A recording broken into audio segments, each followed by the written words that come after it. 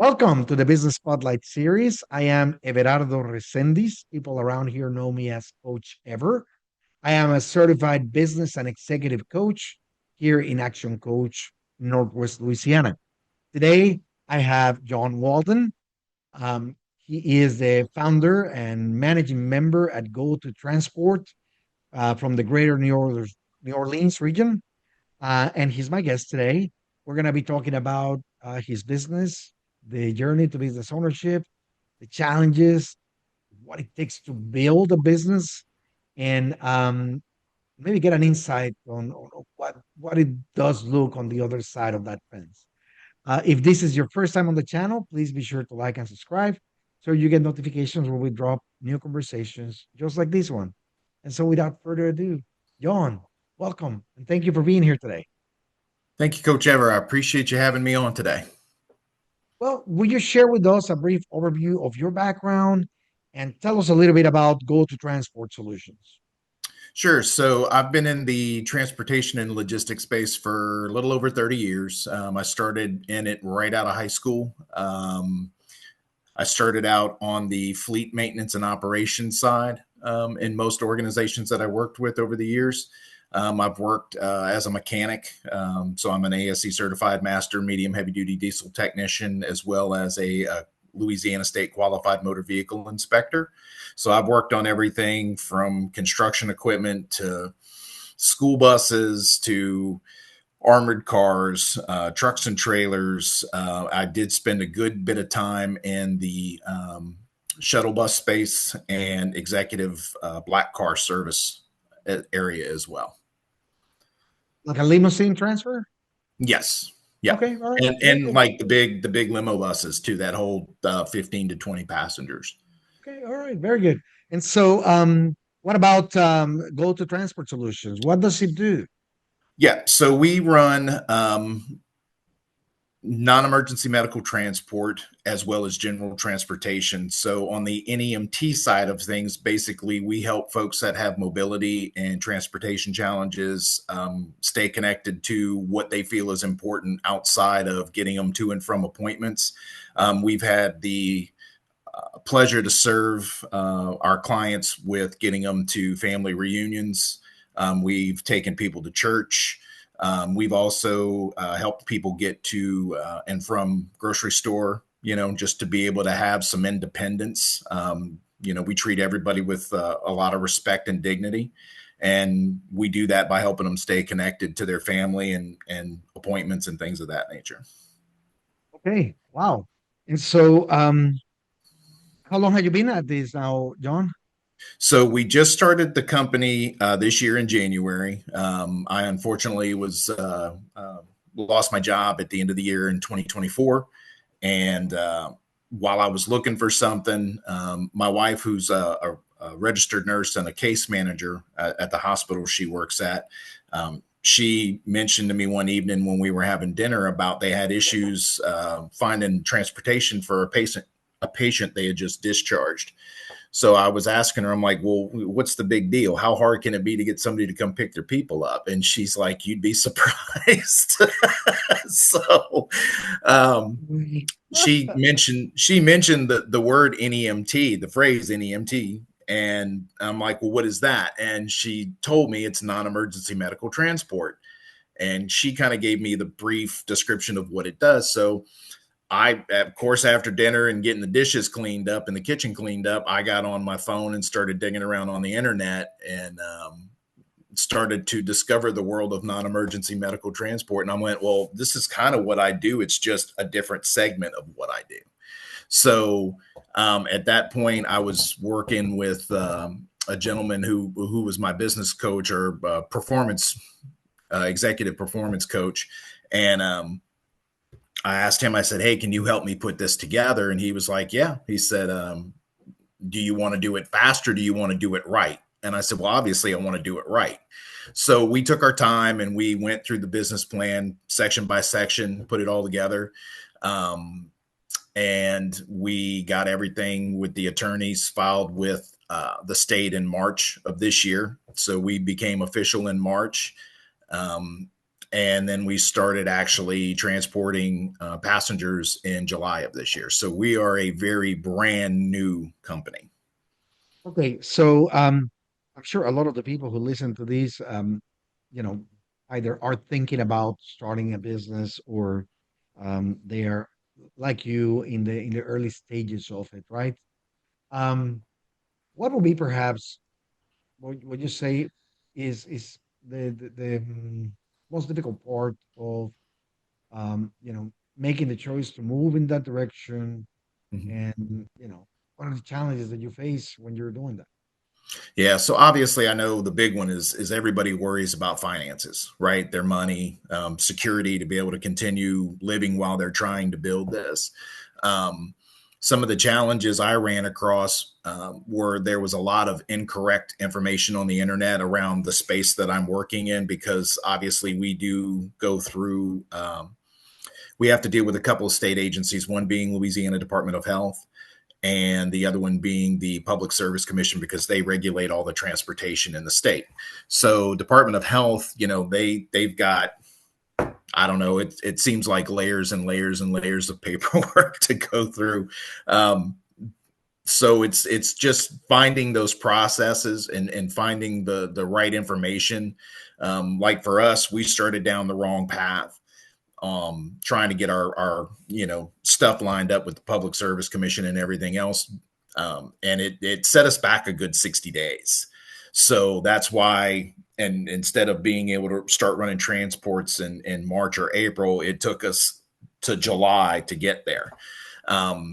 And the other challenge we faced was being new in the industry and not really knowing anybody.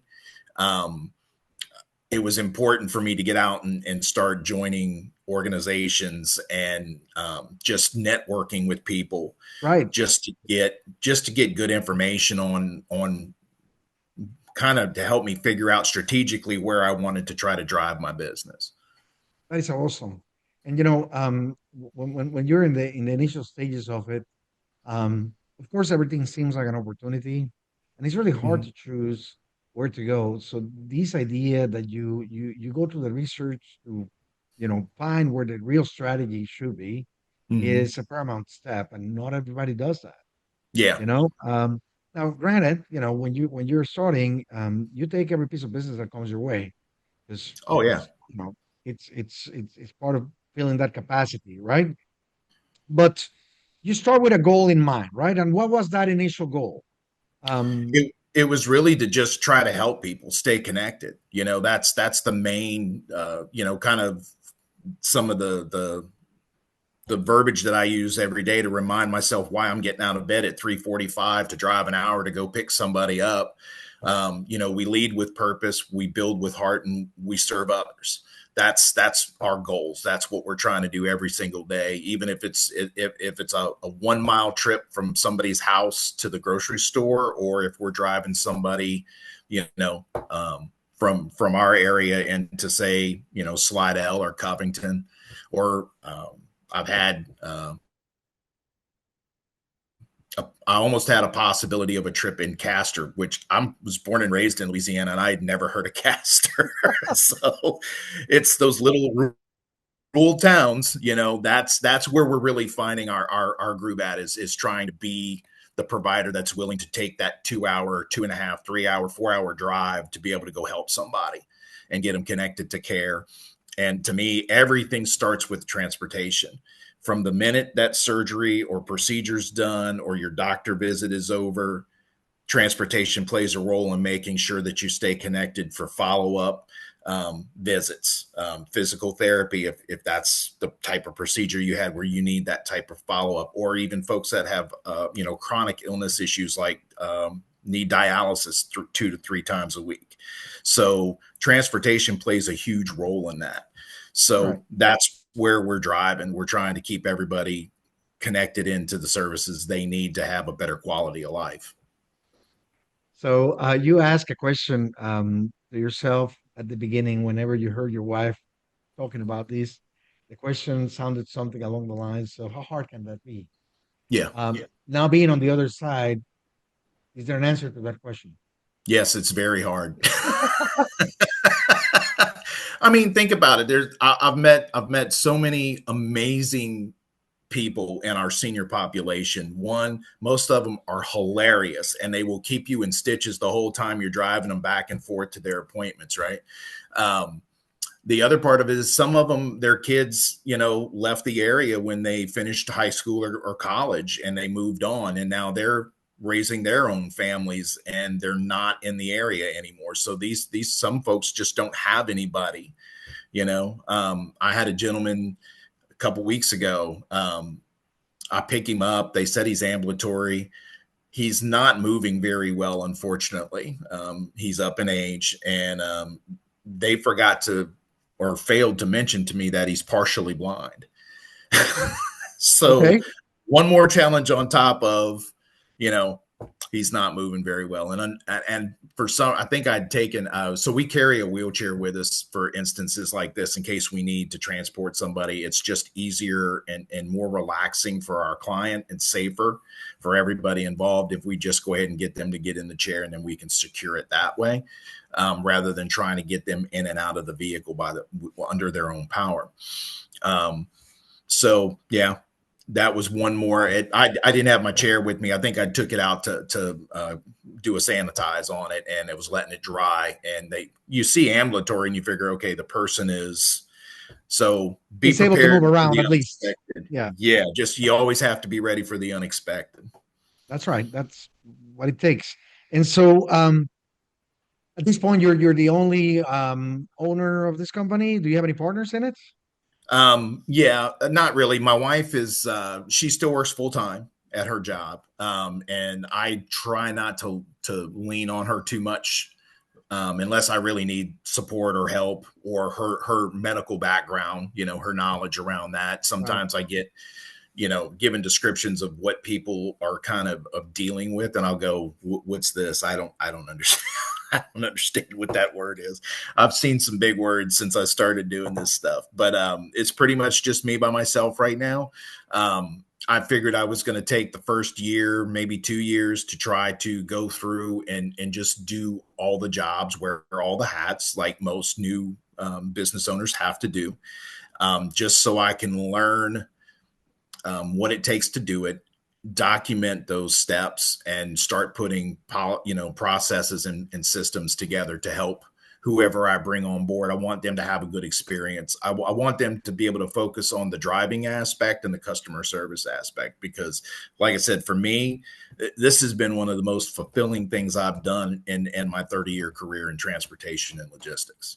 Just getting to meet these seniors, and like I said, some of them will have you in stitches laughing so hard while you're trying to drive. It's a joy. Most of my days are pretty good days these days. Love it, love it, love it. Okay, so let's move on to what makes you so special. I'm sure there's other people doing this kind of work, right? Right. So, what makes your business unique? Why do people choose you? Well, what we're trying to do is, at my introduction, I mentioned I'd worked around executive level and black car type service. So I got to be very immersed with the operations team, because that's a very high end white glove type service that we provided to people. So the cars have to be immaculate. They have to be well maintained. They have to be mechanically sound. Everything has to work when they operate it. So I learned a lot of the procedures and best practices out of that level of service. So what I'm trying to do is take all of those and bring it into the NEMT space, right? So my passengers, when they get picked up, they're not multi-loaded, so they are the only people in the compartment, unless they have a caregiver or coordinator that rides with them, which that's fine too. But basically, they get to pick what goes on the radio. We make sure that if they're, needing a little bit of water, we have the small, like mini bottles of water with our logos on it, right? We give those, they're cold and ready. So we give them some water and a napkin. They also have their own ability to control the climate in the back compartment. And if they're unable to operate it, then I have the ability off of my screen in the front cabin where I can, operate the temperature for them. So we just try to make it an overall very relaxing and safe experience for them, so they can just focus on their care, right? So when they get to the doctor, they're not worried about, is this guy going to come back and pick me up, or is he going to leave me? I mean, Coach Eb, I've heard some horror stories from my Yeah, passengers. They've been yeah. left at facilities, especially when they have afternoon appointments.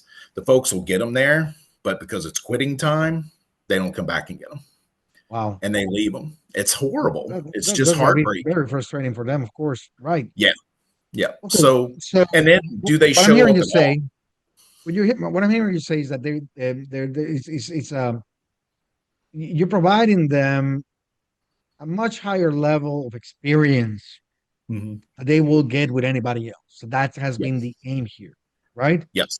For what Absolutely. reason, John? Why would you do that when other people do it standardized Mm-hmm. and they are basically collecting the same amount of money for the same trip?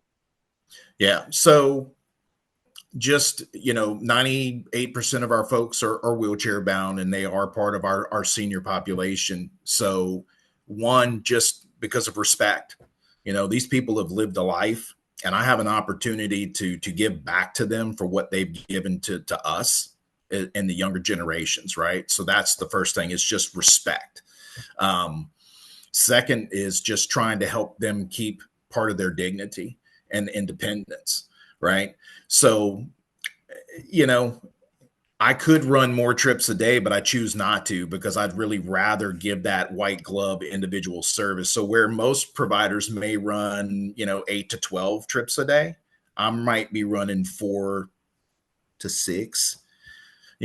I try to make sure I space out, and leave gaps for, a lot of times when I bring someone to a doctor's appointment. The average doctor appointment for anybody is going to run about an hour, so that gets you, um, to the facility, to the registration desk, do your paperwork, wait to see the doctor, get in to see the doctor, do his follow-up recommendations at the office, and then you're ready to go. It takes about an hour. And that's the other piece of it too. We will get them, inside the door, and make sure that they get, received by someone at the facility, so they know they're there. And then if, say, they have an appointment at a multi-floor location, we will take them on the elevator. We will follow them up. We will get them to the proper floor and make sure that they are received by someone at the facility, so they know they're there, so they can attend their appointment. And then I wait for them. If at all possible, I try to make sure I stay on location. If I do take another trip, it's within, a 10 to 12 mile radius from that facility. So I keep my routing very tight. I use a AI assisted dispatch and routing software that is Great, phenomenal. I love it. great, great. I love that. And so, before we move on to other details, it's one thing that you wish more people knew about Go to Transport Solutions. Um, we may be new, but we definitely have the drive to try to bring what we're doing regionally and nationwide, hopefully at some point. That's what we're shooting Love it, for love it, love over it. the So you next you probably 10 to 12 years. We'd like to be coast to coast. so you may Yeah, be new, but you're going to be really good. I'm hoping. Fingers crossed. Awesome. And so, well, that leads me to marketing. It's something an area it's sometimes an area that people struggle with, right? Hmm. It's necessary, it's vital for the business to continue finding new opportunities, right? And so I'm always curious about what people are doing. So how do you decide what to do marketing wise? How do you promote this business of yours? So that's funny you asked that question, because we just attended 3 days worth of marketing events. We call them marketing events, but they're health fairs. Mhm. So I had the good fortune to, my mom is a retiree from St. John Parish. So the lady that handles all of the parish employees' insurance needs, she holds a, I call it an info session, for lack of a better term, where she updates all the retirees on their upcoming year's insurance and what things are going away, what new things are being added, that type of stuff. So she allowed me to attend her 2-day session. She did the parish employees one day and then the sheriff's department employees on another. I had to run a transport, so my wife was off that Friday, so she actually went and did the presentation on to the sheriff's department. Um, the lady who is the assistant commander for the HR department was there, and she came up and talked to my wife. She said, I need you guys to come to my sheriff's department only health fair." So it was 2 days. So we got to do that. We met a lot of the deputies who came and said, "Hey, my family member it needs to go to dialysis. My brother or sister and I have to juggle our work schedules or get time off of work to try to get them there and home." And I said, "Look, let me take that off your plate so you can worry about coming to work and being safe and coming home to your family every day. That's That's right. another way to serve And keeping people." us safe. Yeah, absolutely. Absolutely. So we were able to do that. And then I got a lead to do the capital area. It's the acronym is CAAA. I don't remember what the full thing is, but I did that one yesterday morning from 8 to 11. It included 13 parishes, and there was probably, man, there had to be almost 500 plus people in there. So we had the opportunity to meet a lot of the senior population from 13 parishes and let them know we're here.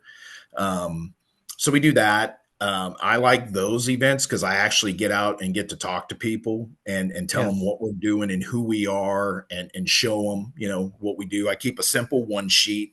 So a little bit into my younger background. I'm a musician. So I've played drums and bass since I was in probably middle school. And I got the bug and I wanted to be in a band. So I've played in bands for years and years and years. So I actually had a part in my life where I did regional and nationwide touring. So when you do those kinds of things and you're your own agent and you book your own shows and all this other stuff, you book your own tour, you have to do what they call advancing the show. So 6 to 8 weeks out, you have to have all your materials together, get it to the club. You have to try to find people locally that can help you promote your show so you Right. get a turnout to your show, because most of the gigs we had were what they call a door deal. So you just get whatever comes through the door for the cover charge, right? So you got to Um, work to bring those people in. yeah, absolutely. So, and I'm using all those skills that I built doing that in my 20s and early 30s. I'm using those And skills now to get out and um, do the same thing with my business. you know what, John? And I think that's where a lot of people get stuck. Mm-hmm. Um, because at some point when you're in business, you're gonna have to do things that you stopped doing years ago, Yeah, that perhaps are below where you are at any given point in life. yeah, But is it really? On the contrary, it certainly is a strength that you need to put back into practice because it helps you. And so yeah, this is the message that people that are going in business needs to hear. yeah. Well, Needs to like hear. It needs to be my heard. wife, my wife is she does not like speaking in public. She doesn't like talking to people. She says, "I feel like I'm just trying to sell them a bag of marshmallows." Right. So I told her, I said, "But that's part of the gig." I said, "You're going to have to do it." She's like, "Well, you're really good at it." I said, "Yeah, because I've spent all these years talking to people about my band and our CD and our this and our that. Now, instead of that, I'm going, let us serve you. This is what we offer. This is how we execute on what we say we're going to do." And that all kind of ties back into our message of lead with purpose, build with heart, and serve others, right? So Love it. it it Absolutely it love it. all comes full circle. But yeah, you're right. Marketing is probably the most important thing. Everybody, I see a lot of these, I call them kids because I'm in my mid 50s now, but I see a lot of these kids that, because I'm still tied into the local music scene. Um, they they put a post up on Facebook and that's it. You don't ever Right. hear or see another word of it again. That's and I know a few of them because I know like their uncles or their brothers or their dads, and I tell them this is a tool, right? It's a tool to use to bring awareness. That's right. That it's not going to drive 2,000 people into your show or even 20 people into your show. You're going to be playing up there with Bobby standing out there all by himself going, yeah, that's it. But to me, if you've never done that, then you're not ready for the 200 plus crowds, right? So, There you go. There you go. Hey, look, at the end of the day, all I'm trying to put out there is that it does take whatever it takes to get the name, the opportunity, the awareness of the marketplace in there. And I think that you're following through with that. But it leads me to my next question, which is, you know, as the founder, the managing member, and janitorial in chief, everything mhm. falls on your lap. Yes. So how do you manage? I mean, at some point, it's too much. Yeah. When is that point, and what do you do then? Well, I mean, I'm kind of a fanatic about my time. I've been time blocking for probably 6 or 7 years now. And I'm pretty it took me a while. I'm not even going to try to blow smoke. It took me a good while to get disciplined enough to stick with it. Right. But I started seeing the dividends that it paid. So I stuck to it. So that's one way I manage my time. And I'm learning to, uh, you know, take some of the things that don't really add any value by me doing them. And I'm finding people that I just, contractors right now, so like, printing services, I could sit here and do everything on the computer and print it off. But now I use like Office Depot, right? They're Yeah, fast, absolutely. they're Yes, effective, and they're very cost efficient. But I can do that and let them handle making my materials for me. I get a say in it, and I kind of tell them what I want, and then I always get a proof before I approve it. Another thing, I'm a master certified mechanic, right? I inspect my vehicle daily before it runs any trips, and then I check it when I get back. But as far as the hands-on maintenance portion of it, I've partnered up with a shop here in town. Um, it's just more efficient because I schedule it, I take it in, and then I can do something else with my time in that day rather than changing oil or rotating the absolutely. tires. That's My when you're time, doing that, you're not making money. exactly. I can be making sales calls, right? Trying to generate leads with, doing a Facebook post or a LinkedIn post, or doing video content to be able to help put a video together, But if I spend that 1 to 2 hours because I have to be the one that works on my own vehicle, it's just pointless. I've So lost I guess 2 hours. the message here, John, is what I'm hearing you say is that it's learning that even though you have the competence, the capacity, the ability to do things, Mhm. there's certain things that you have to say no to. Yes, absolutely. Absolutely. Hey, Mm. can you pause for just a second? Sure. 18. Okay. Okay. All right, John. Well, let me move on to some interesting questions because we have certainly covered a lot in this conversation today. And for those Mhm. people who are watching, I highly encourage you to save these and come back a few times for an additional watch. And more importantly, if you're new to business or you're thinking about opening a business, this is a great video to continue keeping in that back pocket. There's a lot of great nuggets here. And so, as we begin to wrap up, I have a few rapid fire questions for you, John. Okay. And so, quick top of head answers for each. Okay. What is Yeah. the key to success for you? Showing up every day and being genuine in what you're doing. Love it. What is one piece of advice that you will give that you have for other business owners? 100% love what you're doing, whether you're offering a service or a product. 100% love it because you have to stand behind it when it doesn't go so well. All right, that's a very good advice. And so, what is one book that you are reading now, you have read that you think everybody in business should read? Good to Great by Jim Collins. Yes, that is an excellent book. I love it It too. is. I've read it like 3 times. And every time you read it, you learn something new, don't you? Absolutely. I got a highlighter and my kids will never know what to do with my books because I've written in them in the margins or on the last pages of the chapters. I've written my handwritten notes on what I got out of it, and everything is peg marked and with a tab and just highlighted, they'll never be able to do anything with them. Gotcha. All right. So if you had to choose only one area of your business you could immediately improve tomorrow, what will that be? um, sales, sales, just trying to find a better way to generate that pipeline of consistent leads. I think that's where I'm a little weak at the moment. I'm trying to improve on it every day.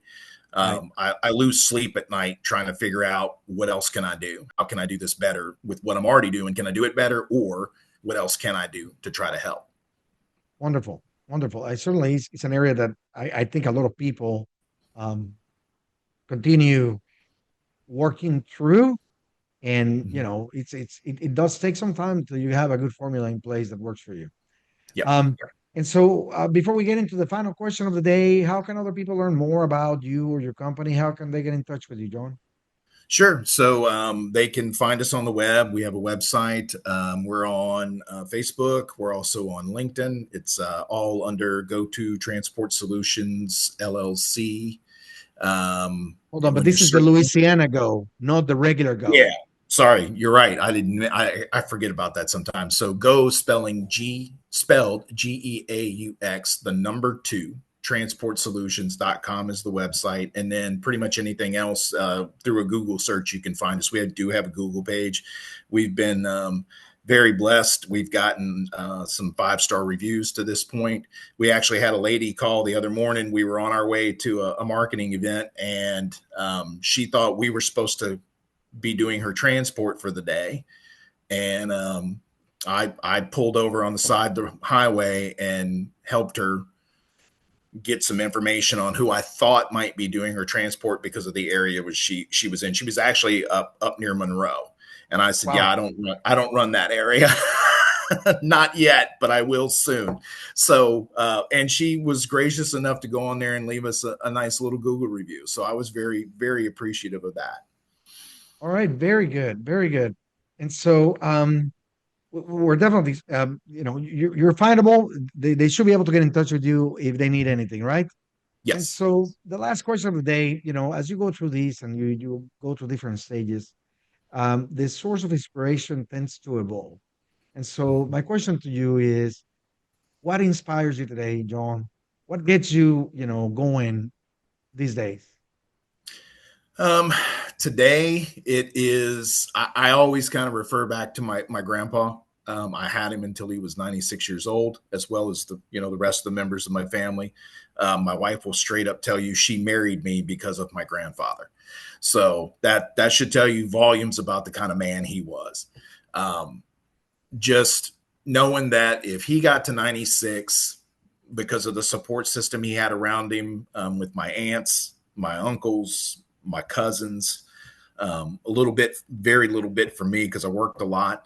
But if I can take that and channel it into helping other people be able to do the same thing to be around their family, then I'm winning. That's how I see it every day.